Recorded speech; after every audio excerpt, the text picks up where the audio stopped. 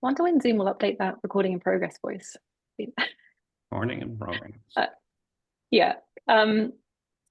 Yeah, if you could put the support slides up, brilliant.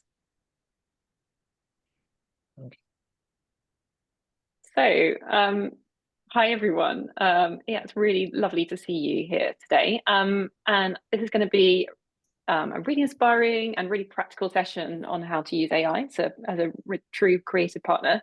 So, many of you know Matthew, but some of you won't as well. But our guest speaker today is Matthew Maxwell. Matthew, you'll introduce yourself in a bit, but you're not only a creative director, but you're also a PhD candidate in creative AI. So really at that intersection of creativity and technology. And I think many of your PhD colleagues are on the call as well, which is fab. So this session isn't just about ideas, it's about like real doing. So Matthew is going to share a screen and like dive right into the tools and ask you for some creative input along the way. Before we jump in, I'll just introduce me. I don't know most of you actually. So I'm Emma on left-hand side of this picture. I'm one of the co-founders of Spark alongside Jules. And at Spark, we're on a mission to help creative agencies and brands and marketing teams to lead their way through the AI era. So we're a team of creative AI experts with a background in agencies, corporates, and consultancy. Matthew, could you just go on to the next slide? Just quickly tell you about what we do. So we do a few things. We help you with just building our knowledge around creative AI. We put out lots of free stuff. I'll show you how to sign up to any of these if you're interested at the end, but we publish a fortnightly newsletter on like AI news and tools and tips. We do a monthly podcast and the same thing to help you kind of cut through the noise of all the AI stuff that's going on. We do benchmarking reports and webinars like this.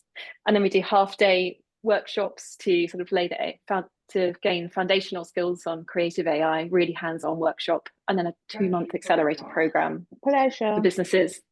If you could go on mute, that would be great, guys.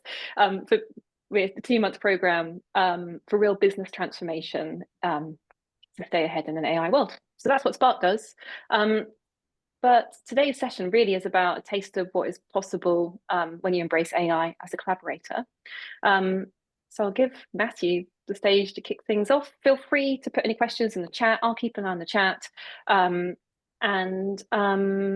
We'll probably address those as we go on. There'll be time at the end as well.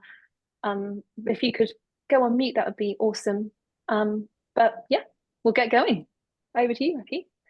Right, thank you, Emma. I'm just going to switch over to another mode here. So whether you like it or not, you're going to have to see me as well while I'm chatting. Sometimes it gives a better impression. Right, thank you very much. So I'm going to show you some of the work that I'm doing as part of my PhD at Middlesex University in London, looking at artificial intelligence in contemporary art practice. And as Dorksy said earlier, before some of you came on, you know, a lot of what we hear about AI is about, and from the government and from, you know, most recently, it's about efficiency and it's about productivity and it's about very, very sort of sensible, grown-up adult things like that. But I think we're kind of missing a trick, to be honest, if we leave this technology to politicians and policymakers and entrepreneurs and capitalists. I think this stuff is important, and it's important that the artists get involved as well. So I'm going to spend about 15, 20 minutes talking about myself and talking about some of the work that I'm doing. And some of what we rather grandly call research. I'm going to take you through one particular flow about a particular character in Shakespeare, Mercutio from Romeo and Juliet. And then I'm going to ask you all, us all, to collaborate on pushing that one a little bit further or pushing it in a different direction for reasons that I hope will become clear. And then at the end, I hope we're going to have some questions, and whether or not I can answer them is a different matter, but sometimes it's the questions that are more important than the answers. And I think, as Emma said, please interrupt at any time in the chat, or you know, let's keep it interactive. I don't want it to be a complete monologue all the way through. I don't want to bore you that much. So I think it's always quite useful to know who is talking to you. So this is a little infographic of my adult life, uh, certainly my professional life. And as Emma said, if you could go on mute, it would help not confuse me. So I wanted to be a painter. I wanted to be an artist. I wanted to be like David Hockney because I read his book when I was about 12 and I thought that works. So after I'd done my degrees, I went off to live in Los Angeles, where I discovered actually the film business was a lot better paid than being an artist, as well as being, kind of a lot more, it got you out of the studio. Did that 5 or 6 years in LA. Accidentally married a French woman and went to live in France for a couple of years. That didn't really work out, so I came back to London, where I met the current Mrs. Maxwell, who got pregnant extremely fast. So I had to get a job. But this was around the turn of the century, around the turn of the millennium, when the internet was really kicking off. So I was able to convert really basic computer skills into some kind of a career. And then I joined up with Martin Torksey and some other chaps, and we put together Blue Barracuda as a digital interactive marketing agency. And that was a whole bunch of fun. And eventually we sold it and made a bit of money, which was a surprise to everybody, really. We got merged into an advertising agency, which didn't work out quite so well. So I peeled off and joined a mobile agency just at the time that mobile specialism became redundant, and so lost quite a lot of money on that one. But in that time, what I'd realized was that the internet had kind of bled out the side of the screens from being a kind of graphic design problem. It was somehow something much more immersive. And I joined Imagination, who are really state-of-the-art experiential agency doing exhibitions and interactive, a lot of motion control and face recognition stuff and crazy shit like that for car shows. While I was there, I kind of got a bit frustrated, really, because the whole experience that they were talking about on a car show, it's between 30 seconds and 5 minutes. But actually, that experience is much longer. The customer experience is much longer. And the people who are really doing that really well were here at Sapient, Publicis Sapient. And so I worked with them for a while, and then I kind of started to realize that there was yet another deeper layer, which was the application and the data layer. And so I joined Oracle in 2018, and then had quite a lot of fun with them until November 2022, when we all got made redundant and the whole team got made redundant. And so I was, back on my own devices. But exactly that month, exactly November 2022, was when ChatGPT was launched. And I thought, well, this is a sign, isn't it? This is a sign from the universe. So went back to school in order to study AI. And that's where we're at now. And this is what I'm talking about now. This is my new studio, the Cyborg Studio. Obviously, if you work in, as many of you will know, if you work in agencies, you work in, you're always in a collaborative mode. You're always looking for the clever people, the sympathetic people to work with. In its most pure state, it's the advertising creative partnership with the copywriter and the art director. But increasingly, it's with people, with strategists and so on. So I kind of missed that, and so I've tried to kind of anthropomorphize it of me with my AI pal. And we've been working together on some stuff. So I'm just going to optimize. So I'm just going to show you an example of this real quick.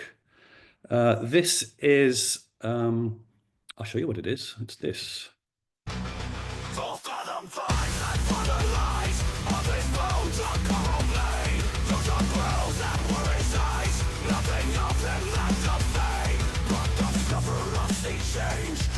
Something rich and strange, seen them sourly radius now. Ding dong, heart now I hear them. Ding dong bell.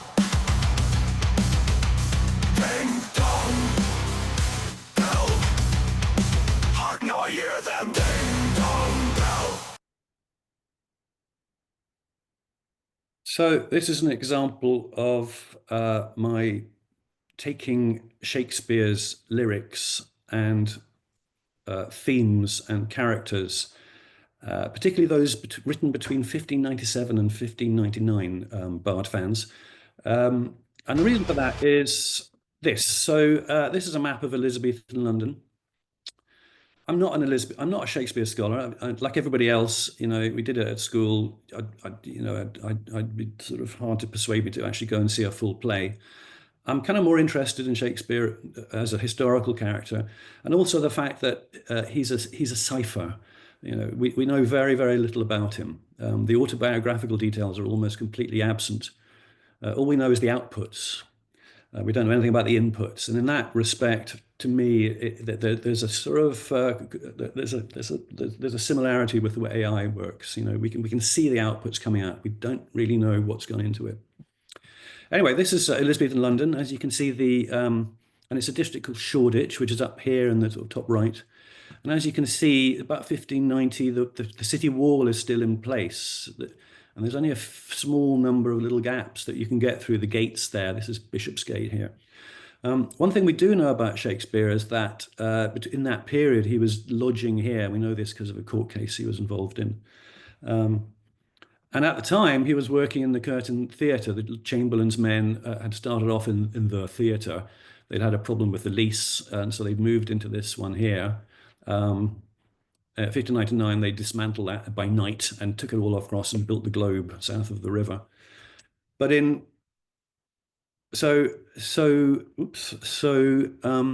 because of the gates, one thing you can assume, and what I assumed was, this is the way that he'd walk to work up Bishopsgate Street. And this was interesting because 400 odd years later, I was working at Sapient here. Dan Eagles will remember it. Liverpool Street Station, get out there. And so I realized I was kind of walking along the same path. And I thought, in the kind of classic megalomaniac style, I thought this must mean something.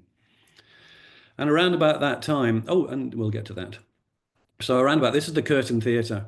About 2017, when they were trying to build one of these big towers, they, much to their dismay, uncovered the foundations of the theatre. You don't have that come in, this expectation that something's going to happen.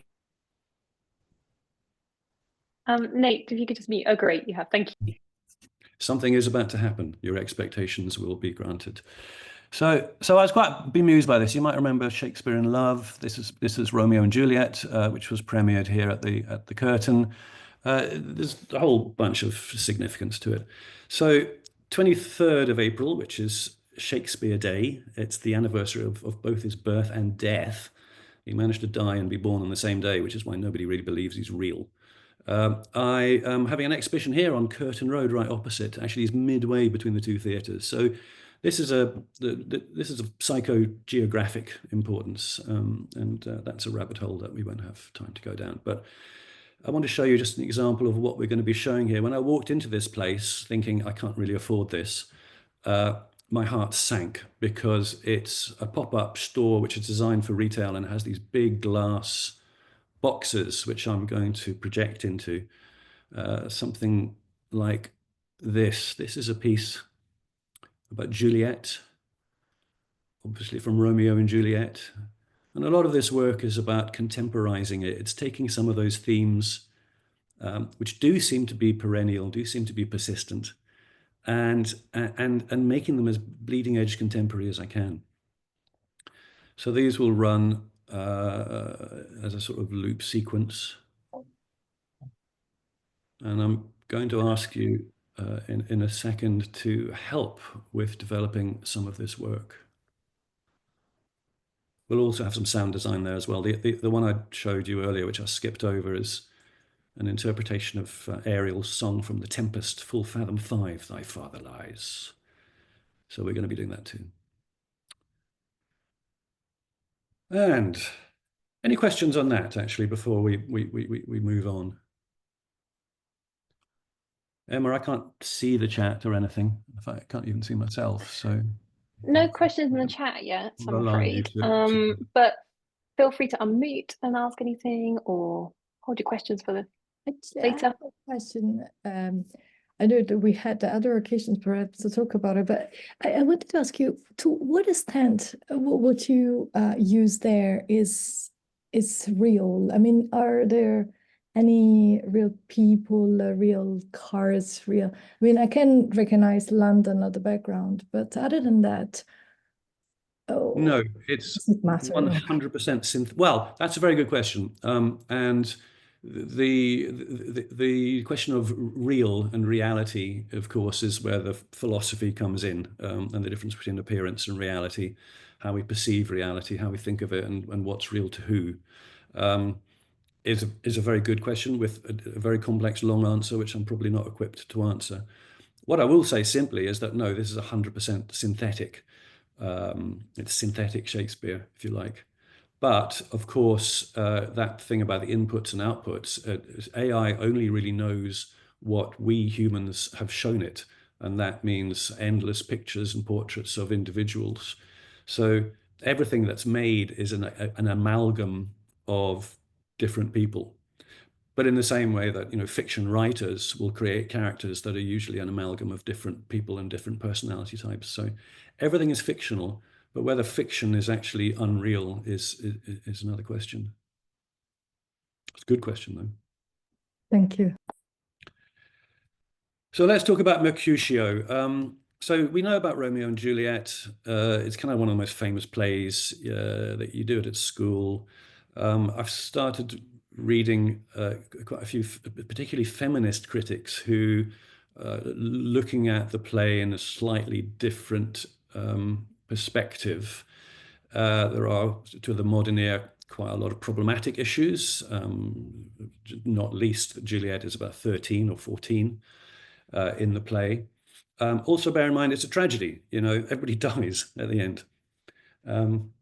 But one of the characters I was interested in is Mercutio. Mercutio is Romeo's best mate, and he's a bit of a lad. He ends up getting stabbed at the end. He's always, but I quite like this quote from Peter Ackroyd describing him as the bawdy, gallant, quicksilver friend, and his soaring spirit, buoyant and fantastical, unfettered by his ideals and delusions, which Shakespeare had to kill in order to make way for the romantic tragedy of them. So he's a great character. And he's typically played with a lot of kind of panache and bravado. But what really appealed to me, you may remember this 1996 Baz Luhrmann's version set in sort of fair Verona, which is essentially kind of Miami somewhere. And Mercutio is played by Harold Perrineau. It's his first screen role. He absolutely nails it, in my view, because he does show these two very different sides. He's a gangster. He's OG and Verona, but at the same time, somewhat transgressive in gender politics. And he does this fantastic version of Young Hearts Run Free in full drag. So absolutely, let's go with him. So the process begins, as you are, I'm sure, aware, ChatGPT, it based on prompts, text prompts. You ask it a question, it gives you an answer. Using things like DALL-E, Leonardo, or Midjourney, which we're going to look at later, it also accepts input data in the form of visual information. And for an artist, of course, or a visual thinker, this is gold dust. So these are a few of the this kind of mood board, I guess, of what I want AI to think about, Gen AI to think about. So we've got a bit of Turner, just for the sort of lighting effects, and of course, Turner is a London boy, so there's a certain sort of location logic. There's a few of my paintings that I've done, kind of on the same theme. Before I got into the AI, there's some contemporary photography. It's Shoreditch. There's a lot of street art. Pokemon Go seems really relevant to this because what we're trying to do is impose fiction onto reality. This is the shot. This is actually the square. This is where Shakespeare lived in 1597. Over here, it's been redeveloped, but these guys are walking to work. Off they go. So we're putting all of these together, Dream Factory, things like that, plus obviously some of the text and lyrics from Shakespeare to try and provoke that.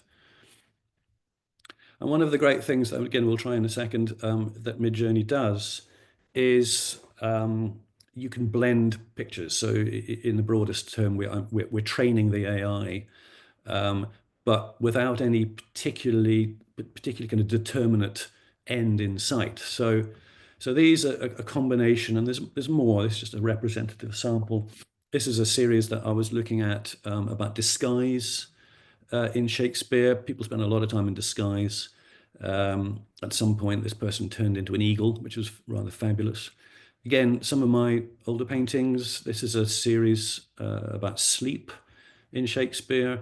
This is a digital painting of the sea in Croatia in the summer, absolutely sizzling hot. As you can see, well, maybe feel, I kind of thought, there's a combination of this heat and this intensity that I thought might be interesting to work with. So we plug it into the system, the magic happens, and it'll spit out within 30 seconds 4 different variations based on what it thinks I'm asking for. And there's a number of interesting things happening here, I think. First of all, because AI has no real kind of physical, it has no common sense, it doesn't really care. So the idea of a kind of a headdress or even a bird's tail grafted into the back of a neck, makes complete logical sense as far as it's concerned, doesn't care.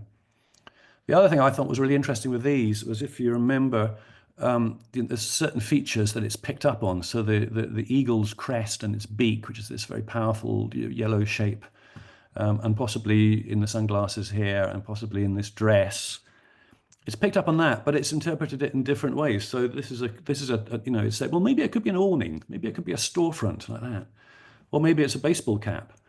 Or maybe it's actually a bird painted onto the back of the wall because it's spotted this sort of paint thing happening, and it's thought, well, I'll give you some of that if that's what you want.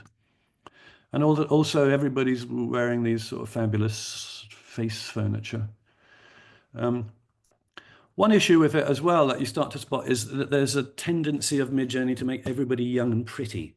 And I think this is because it's looked at so much social media, it's looked at so much fashion photography, that it has in its head this idea that humans were all young and beautiful and models, and we all live in this, which it's a nice idea, but and also I think with Mercutio it's probably right, because he is a young man and he has this sort of quite aggressive attitude. So there's some interesting things happening there, I thought.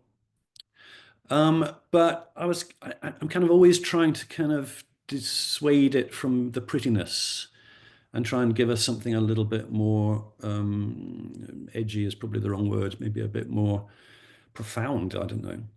And one of the things that when you look at Mercutio, there's a lot of banter, there's a lot of boys banter happening, and at one point, he's kind of his best friend, but he's the kind of best friend who's going to get you into a lot of trouble, as it turns out in this case. And at one point, he's taunting Romeo about his infatuation with another woman, and he says, "Oh, that she were an open arse, and thou a popperin pear." Now, a popperin pear it actually exists. It's a kind of a pear, and it comes from Popperin in Belgium. An open arse, so the critics will have me believe, is a kind of colloquial expression for a particular fruit, a medlar fruit. It could be a persimmon, which resembles. Well, I'll leave it to your imagination what it resembles. Critics, they've had a lot of problem with this because nobody can believe that Shakespeare would be quite so coarse. Apart from, as well as the suggestion of quite what he's suggesting he does to Rosaline. So I thought, well, that's dangerous. Let's try it. So putting that into the prompt, into the text prompt, an open arse and popperin pear, immediately ran into the buffers of Midjourney's community standards. Naughty words not allowed for very good reasons. It doesn't read. There are guidelines to prevent you from creating pornography or violence or culturally insensitive stuff. So there's quite a lot of censorship. But I thought, well, the thing is, so I didn't really want to boulderize it, as they say, but these are lines that are meant to be spoken. They are acting. So I thought, well, I can just phoneticize it and open R's and now pop an impair and see what happens there. Now it turns out that RZ actually doesn't mean anything. So we have managed to remove that. But for some reason, and this is where things start to get mysterious, is it's kind of, in my mind, picked up on some of the sexual overtones. And again, maybe this says more about me than it does about AI, but a certain sort of phallic tumescence starting to happen. which again, if you think back to Mercutio, is not inaccurate, and maybe that's what we were looking for. There's other things happening as well. Here, bottom left, apart from the fantastic, amazing shades that he's got on, some kind of cradle cap or mange or some kind of skin disease, which with this sort of really ornate little diamond choker, there's sort of fantastic contradictions happening. But I think this is the one that I chose, and I should set this up by saying what we're going to do in a moment is when we have these 4 variations, the whole process is like a tree diagram. You have to pick a corridor of doors. You've got to pick a door to go through. I liked the face painting that was starting to happen here, and sort of the way that the color is being reflected in that. So I went with that one. Asked Midjourney to zoom out and give us a bit of context, and started to see some more surprising things happening. Like this costume, although we started off with quite a athletic-looking young man, he or she or they or it is becoming more and more sort of matronly, in this sort of chiffon robe with a silk collar. It's really ornate, and some quite nice random compositional elements. The foreground here, and then the super foreground out of shot, as well as this beautiful painted backstage with all this distressed color. So it's really rather beautiful. And slide is probably in the wrong place, but again, just a reminder of where we started here with Romeo and Juliet. This is Franco Zeffirelli's version, which at the time was really emphasizing the virility and the sort of sex appeal of Mercutio. This is Harold Perrineau doing his thing here. It's also interesting to see, if you go a bit further back, that this sort of ornate, slightly girly costume actually is completely appropriate. And so, bearing in mind that this is what AI has trained itself on, and when you say, like, go and do me a picture of Mercutio, it's gone back to the internet and said, well, I think it's probably a bunch of these kind of things. So you can see the origin to some extent.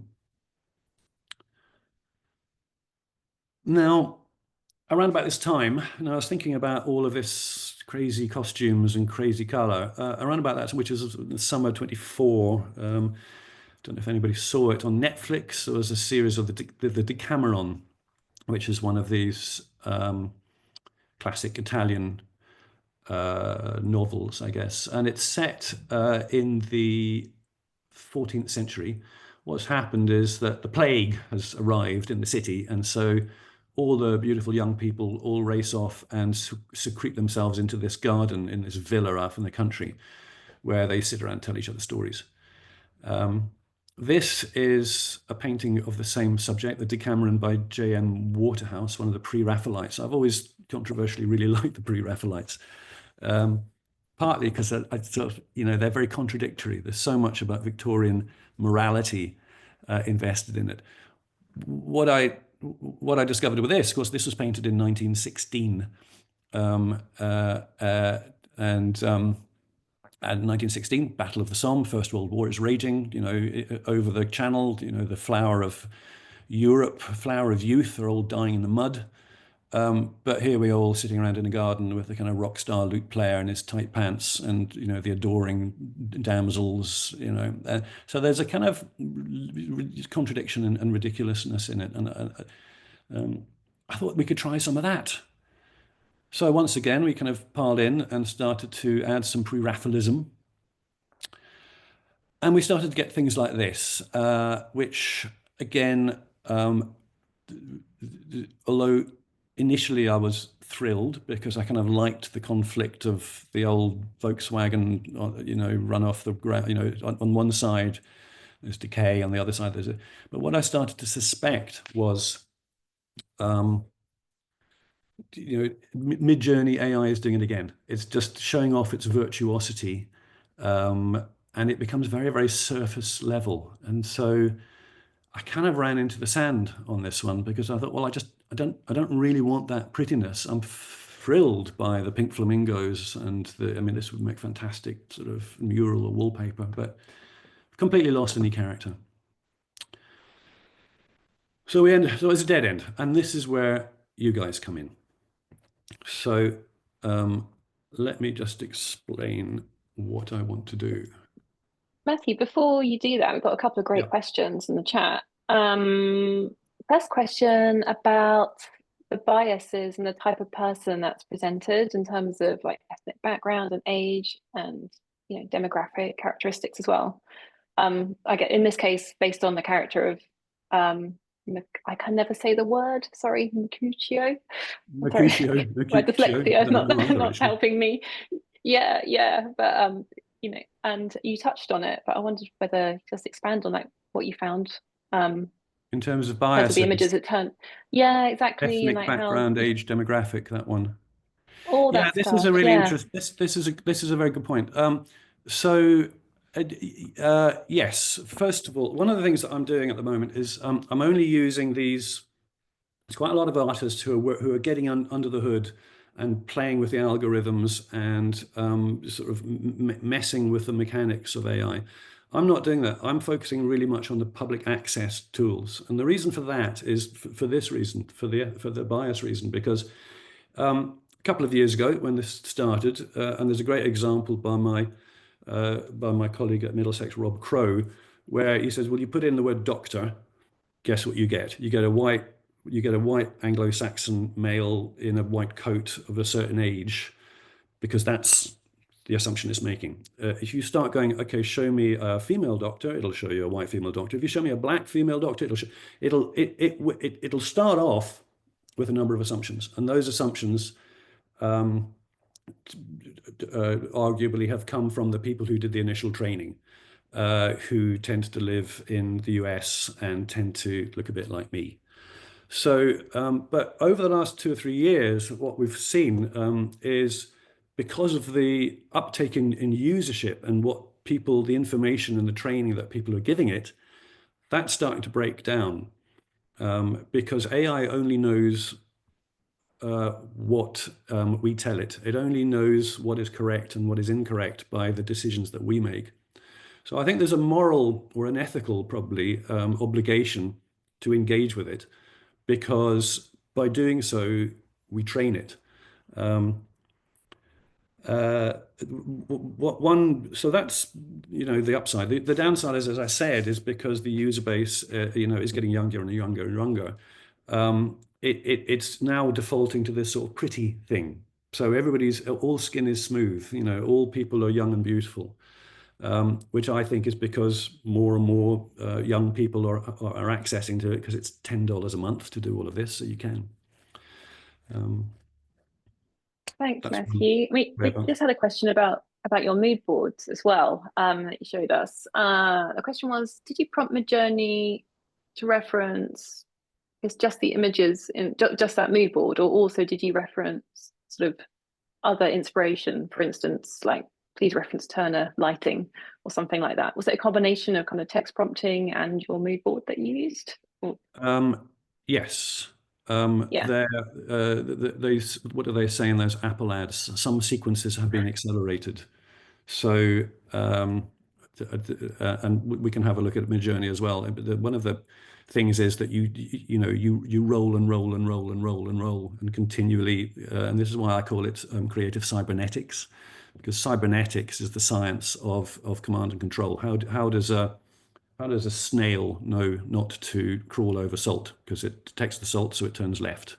How does a mosquito find you? It just goes at random until it picks up a scent, and then so the cybernetic process is a constant adjustment. In fact, that's what we're going to do in a second. So we're going to try and do some cybernetics.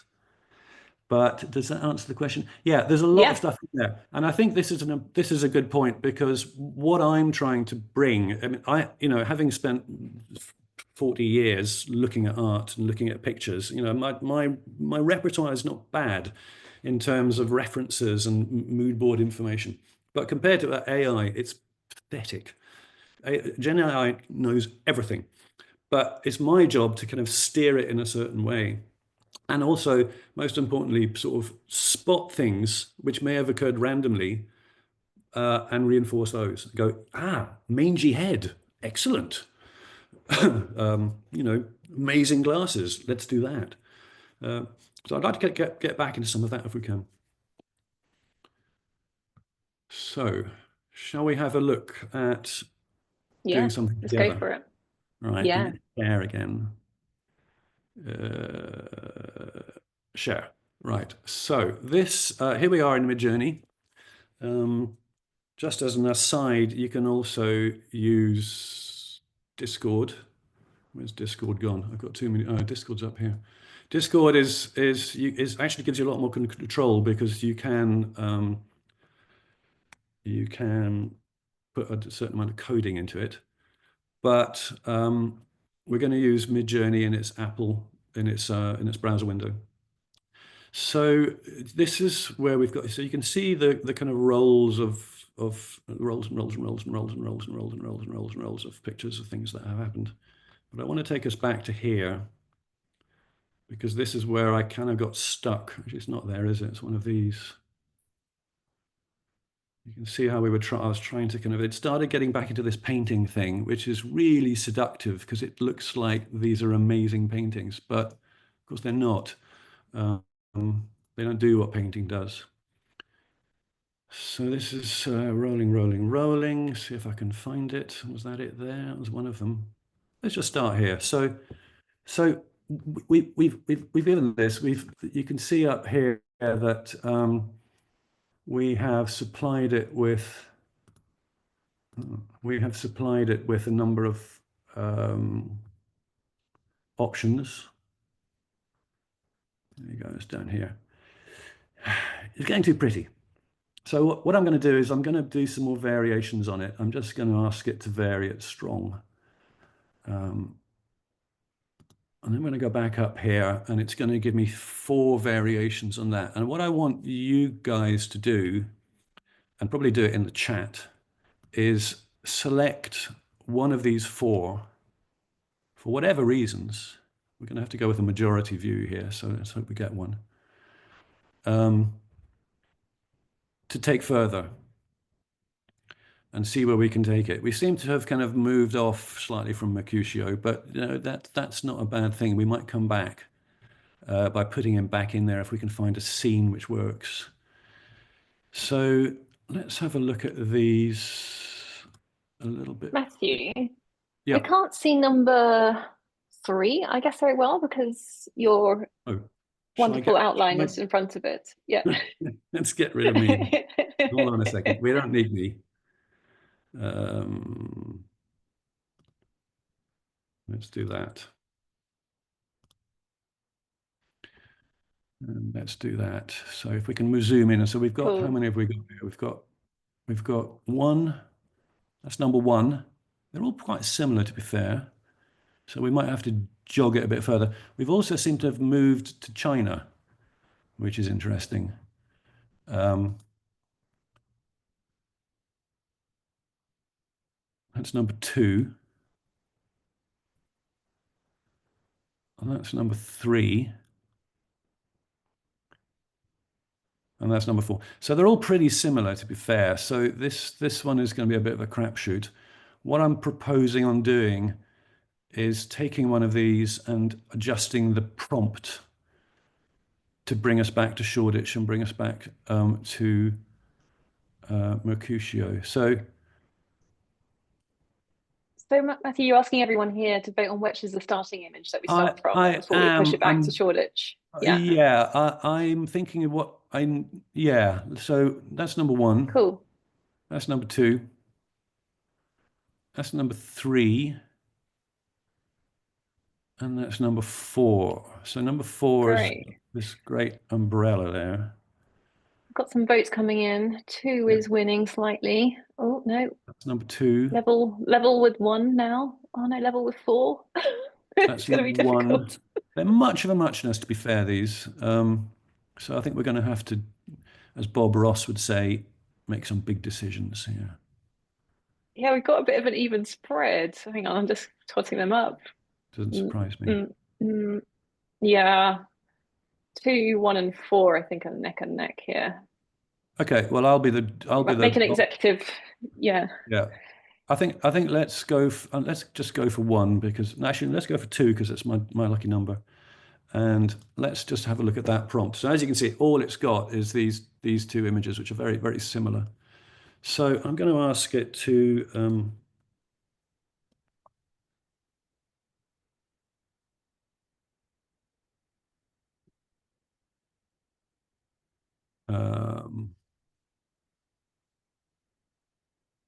let's just pimp it a bit harder. All right, so let's see what we get. Now I find this totally magical, this whole process of chucking things into the pot and seeing what comes back out. I have a feeling this is going to push us in an interesting direction. It's certainly getting darker.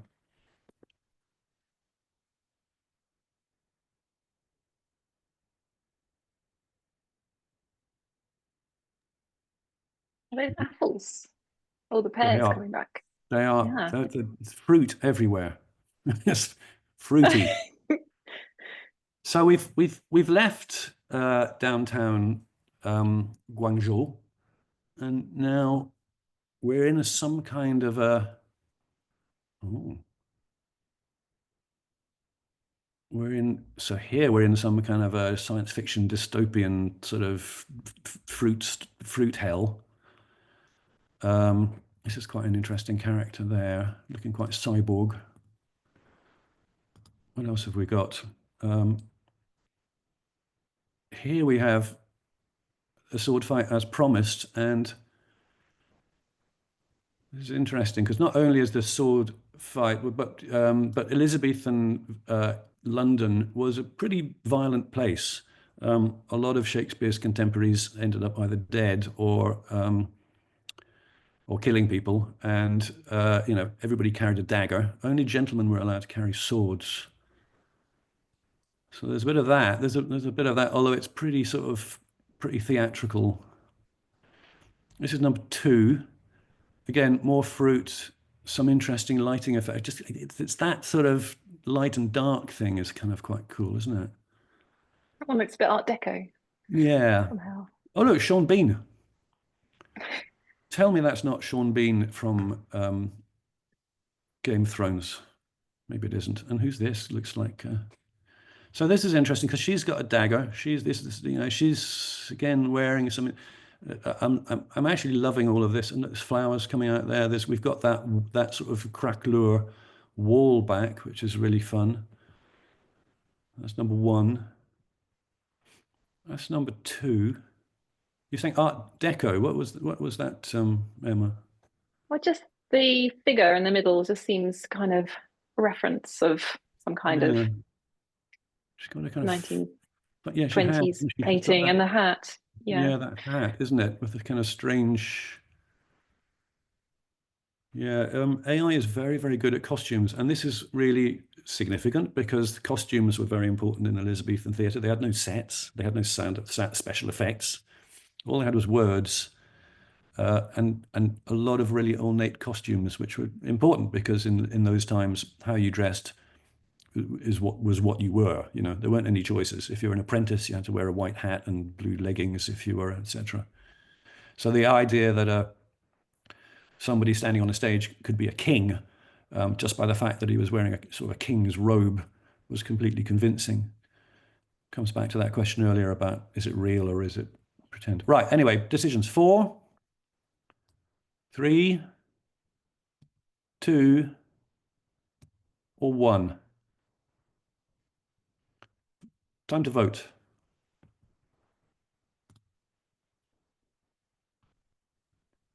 Oh, well, I think it's 3. It's just about winning. 3 was this one? Looks like it. Okay. Yeah. If anyone wants to correct my maths, feel free. Fine, I'll take it. It's not. But, yeah. So there's a number of things we could do here. Again, we can add another image. So we can should we try that? Yeah, should we try? Let's try and provoke it with another image. So I've got it. Here's some I prepared earlier. And this stuff is kind of interesting because it's just background. What We try a bit of that. And we also might just try a little bit more of Shoreditchy land and actually see if we can't make things happen that way and generate. Generating, Michael.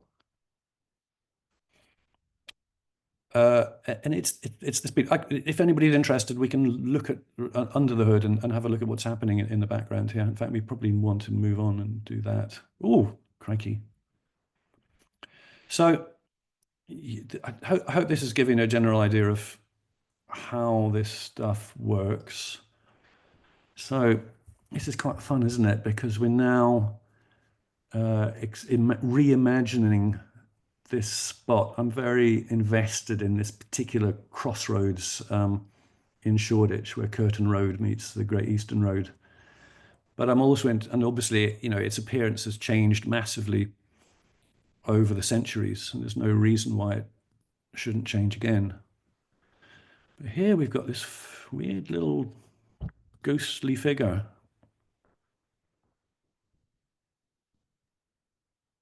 Floating down. We've lost Mercutio completely. I think the AI is just not interested in that character, or certainly we can't find anything novel to say about him. Okay, should we do one last roll then and see where we get? Any votes for Yeah. number 4? Number 3? Number 2? Or number 1? Cast your votes. Cast your votes, ladies and gentlemen, please. 2, I think. So 2 is the pick. That's 1. That's 2. That's 3. Yeah, we're very strong on 2. We're very strong on 2. Like, Right. yeah. Well, I tell you what might be kind of fun. Why don't we do this? Let's save this image as the last sort of, where's that gone? It's gone somewhere. And we're going to swip across to Runway now because we're going to animate it. Runway is a really fascinating app which allows you to do all kinds of things that you may have seen the lip syncing that I was using earlier. So I'm going to take that image that we just did.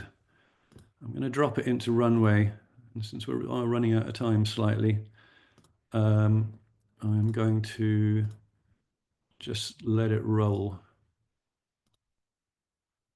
and see where it gets to. This does take slightly longer. Actually, let's do turbo because that's where we're at. So it's loading that image into Runway. We're going to do it landscape, and we're going to have to crop it slightly because it's the wrong aspect ratio.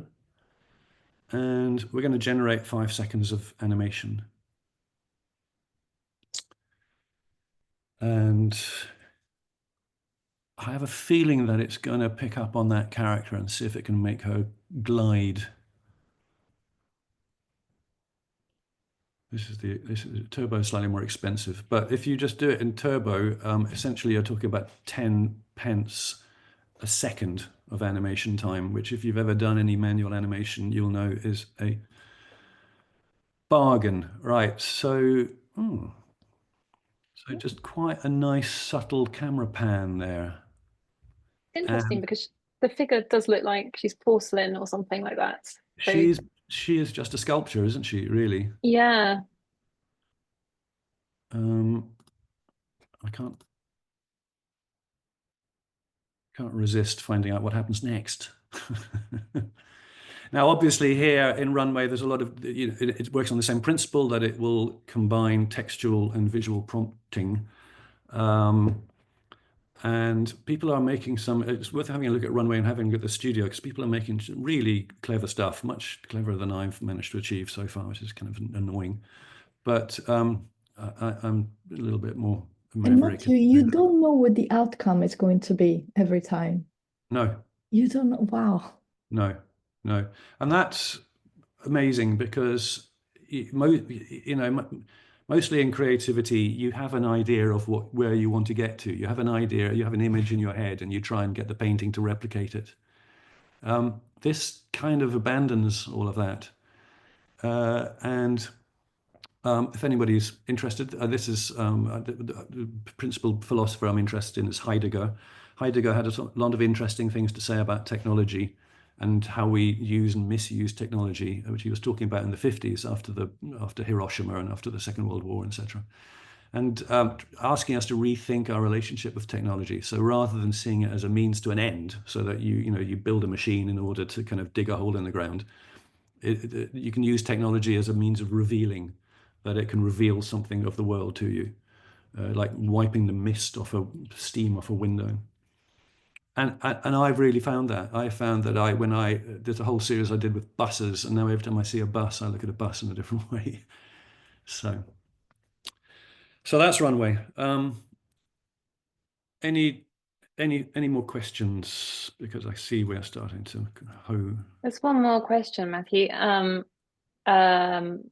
Rob, about saying you're coming across the same issues that he finds with AI tools, that they run away with you. And I think partly that is the beauty of them. They are a creative collaborator. They've got they take you in ways that you don't think of sometimes, but that can be really difficult when you're trying to incorporate a brand into it as well. And just asking if you have any advice for brand marketers or people working with a specific framework. If you can read the sort of blogs and certainly on what people are talking about Midjourney, there's a lot of obsession with trying to control it so that it will give you what you want. Inevitably, I think Midjourney being a commercial product, they're going, okay, well that's what our customers want. Let's try and control it more. I think that's, as you say, Emma, missing the point, because it does remind me of, and forgive me, Torksy, when I say, we spent years flogging people banners, even though we knew they didn't really work. But there wasn't an alternative because, the advertising model was about selling real estate on a page. And so we'd taken something that worked in press and print and we tried to stick it onto the page. And of course, actually what people used is Google search and sort of, interrogating data from a different direction. So display advertising didn't really work. It's pull advertising, or push rather. Or so this is the same. I think. And it's a really good question because it's essential. Personally, my view is this is is what they call an imagination prosthesis. It allows me to imagine things that I previously couldn't. What I do with those things becomes the next step. So, for example, a lot of these images I'll then take into Photoshop, which has its own generative capabilities. Photoshop in itself allows you to do a lot of manipulation and a lot of monkeying around. What Photoshop never does is, or never did previously, and other tools like that, they didn't help your imagination. They didn't empower the imagination. I think this is what this tool is. It makes available, the entire resource of visual information of humankind. But it's very, very, very undifferentiated, and that's where we come in. So it's a tool like any other. It has limitations, but ideally what it'll do is it'll push creative work in a different direction. And what I love about it is it resists our inevitable tendency to stick with what we know, to use formulae that have worked before. It seems to hate that. At the same time, it's kind of creating its own formulae. So everything is Miley Cyrus in a bikini, whereas actually I'm trying to kind of say something about. So, for example, there's a series about Titania in Midsummer's Night Dream, who's the queen of the fairies. You put in Titania, you get sort of fairies, but actually she's a queen. She's a woman of age, and she's a woman of experience. And so, trying to kind of push it in that direction. It's quite difficult, but I think that's where the skill lies. It's kind of allowing yourself to be pushed in different directions.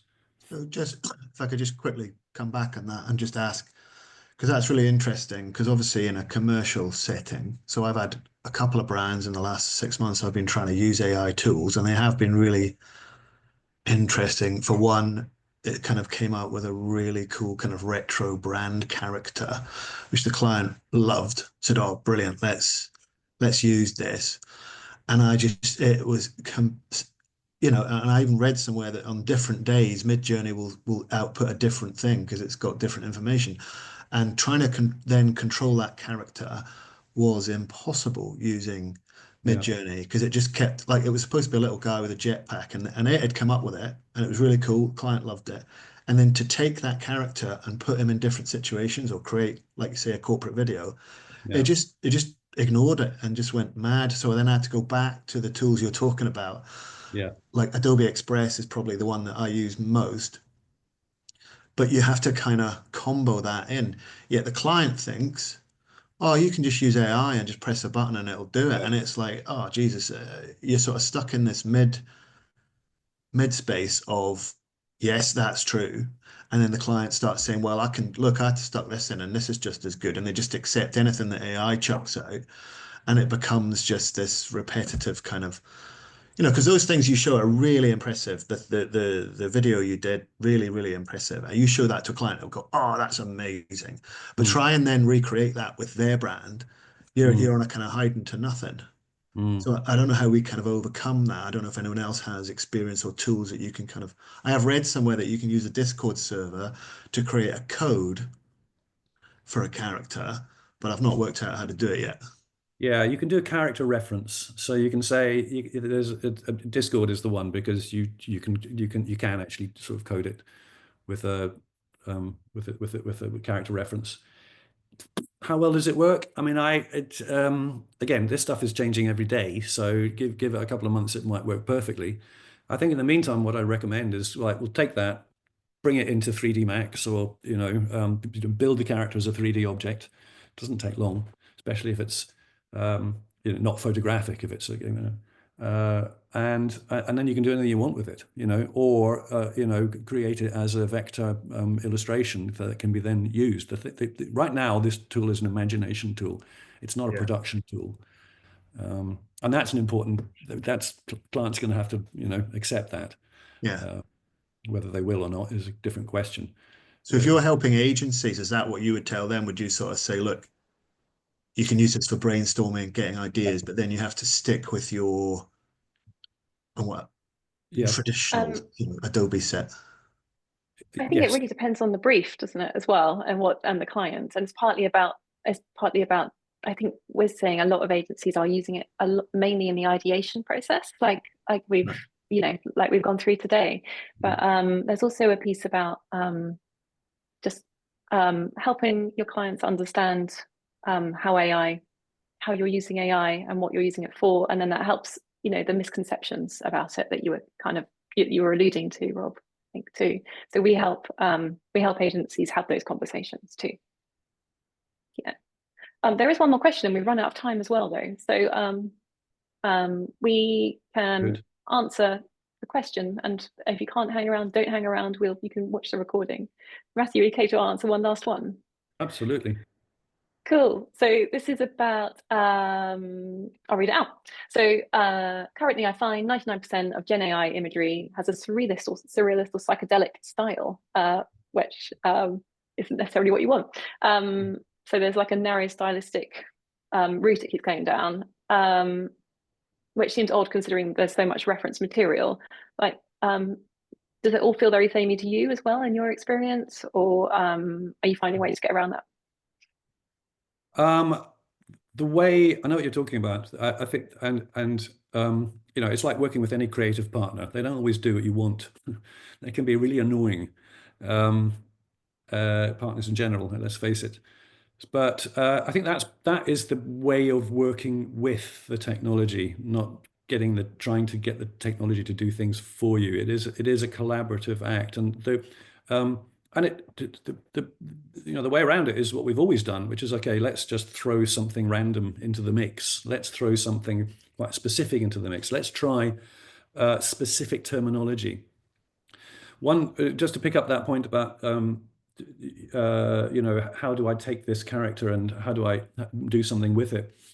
one thing that's really effective is if you have some technical knowledge about photography, if you can specify an f-stop, if you can describe one of the exercises that I do when I'm teaching this is I'll show people a picture like of a cat sitting on a mat, and I say, like, write a detailed description of this.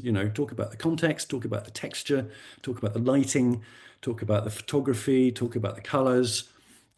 Then we'll put it in and see how close we get to it. So it's never going to do the job for you. And actually, all of that technical knowledge that we've built up over the years, it's not wasted, because that's what AI is looking for. It's looking for detail. It's looking for instruction. Not sure if that answered the question really, other than you got to mess with it. I think that's really helpful. My co-founder Jules has a photography background, and I think that background and technical knowledge of photography and knowing the right language of how to describe an image, it's really helpful. So it's really helpful to think of things from that point of view, to get that more consistent character. But also, to Matthew's point, like every day these image generation models are getting better and better at consistent characters. Google's new video model and image model is I think slightly better than the others at the moment, but next week it will be Midjourney that's better again. So they just keep leapfrogging each other. It's a bit of an arms race right now. Is that Sora, the Cool. one you were talking about? Yeah, and there's I'm gonna just look up the name for you. I'll come back in the chat. Yeah. Yeah, the Sora, it's only available in the US, and I haven't managed to get my VPN to give me access to it yet, which is kind of annoying. But big promises, who can say? It is a really exciting time, because this is a technology which we don't really understand. And we're going at it sort of 60 miles an hour, 600 miles an hour. So as a creative person, this is a really interesting time to be involved, because everything's changing. So could I just ask you That's one fascinating. quick last question? So if you were to recommend, because all of these things cost money, because I've currently got Midjourney, I've got all the Adobe suite. I think I've got Runway. I can't remember. Like, what would you say is like, get this, and this, and you'll be all right. You'll have it covered, or is that impossible to say? Well, I think that's good. Cool. Like I said, I'm fixing on the kind of commercially available ones and the accessible ones. Midjourney, $10 a month for 200 rolls is pretty good value. Runway for any kind of animation is comparable, about 10p a second. The Adobe Creative Suite, you can't really do without that, can you? The one I didn't show you earlier is Suno, which is the sound one, where you can take Shakespeare's lyrics and turn them into death metal, and that is bonkers.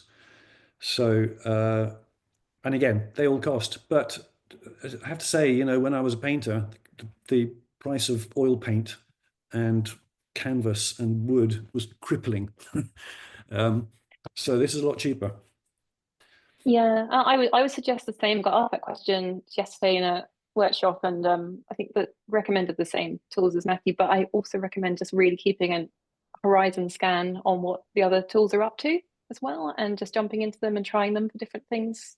A couple of really easy ways. So we do like a every other week newsletter, which gives you all the updates on who's best at what tools best at what at that moment in time, and then also do a podcast that does the same thing.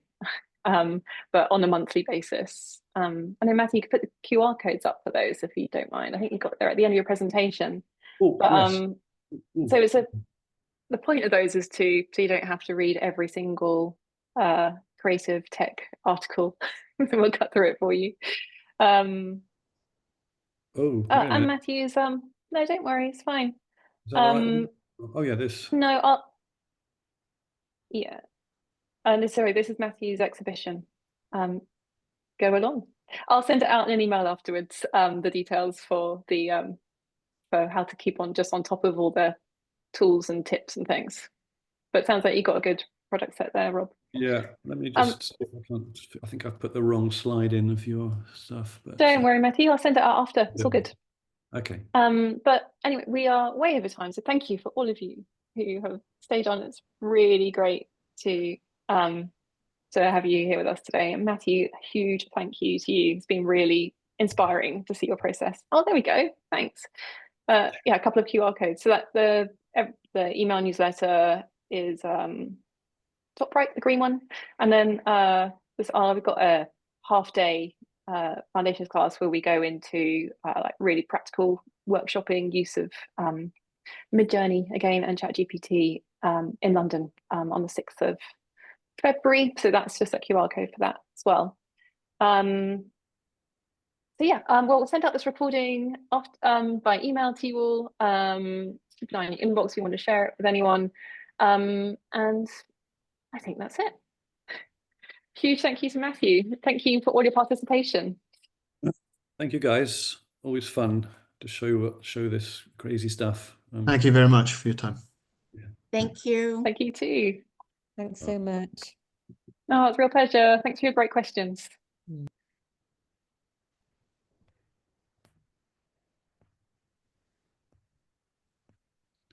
Ta-da! Oh, well done, Matthew. Great. Do you want to turn off the recording? Oh yeah, good idea. Stop.